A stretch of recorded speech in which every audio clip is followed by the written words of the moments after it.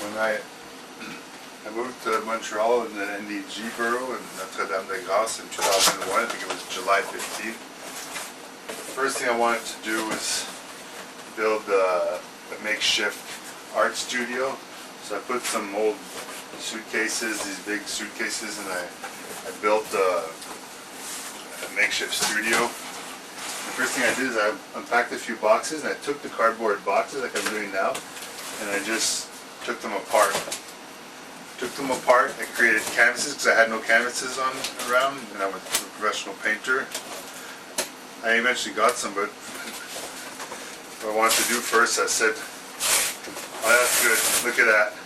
It's ripping the corrugated cardboard. That's going to make nice textures. Anyway, so that's when I started a new project. I started a series of paintings, and I called it the History Project eventually. But at first, I just created my canvases, but taking apart the, see, I used to make large canvases like this, but see, what I decided when I did that is that I would paint the concepts of history, or the concepts of history. I didn't even know what those were at the time. But so I made a series of paintings, and that ended up being one of my biggest art projects.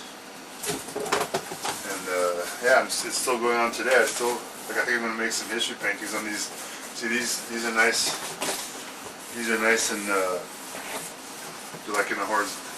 Like, it reminds me of my 12-inch by, no, they were 24-inch by 16-inch, by 12-inch, like horizontal, vertical like that. Sorry, I'm mixing up my words because I'm concentrated. Yeah, so I like making, to me they look like plates. They look like historical plates. You'll see, I'll go through the process. See, like I just show you like this. If there's something historical about that format, you could do all sorts of things with it. Anyways, so I had that project. I kept going for many years. Ended up writing a novel. The novel was a failure. I've talked about all this before in my YouTube account. I make videos like these of discourses. I don't know if anybody sees them, but I like to make these videos. It's very fun. So we're going to take this one that's ripped here. It's got the texture. I could use an X-Acto knife, but I think the scissors are best because it's less dangerous. The sounds too. The sounds of cutting the cardboard. I know that I've had people tell me like you shouldn't make art on cardboard. It's worthless. Nobody is going to take you seriously. Oh yeah, wait till I'm finished with this. So here we go. This is the first in a new series. I don't know what it's going to be called. I don't know if they're history paintings, but you know where you see it's going to be a collage like I make. As you can see, I don't know if you can see over there. I like making montages and collages. Like this is one I did in 2009. I've shared it before. It's my Bizet Symphony. Sorry, these are probably in the way, but it's my Bizet Symphony. I have like cigarette butts in there, and the real history. These are my canvases, the 12-inch by 24-inch. I made a lot. These are nice. They're nice thick studio canvases, 2-inch canvases.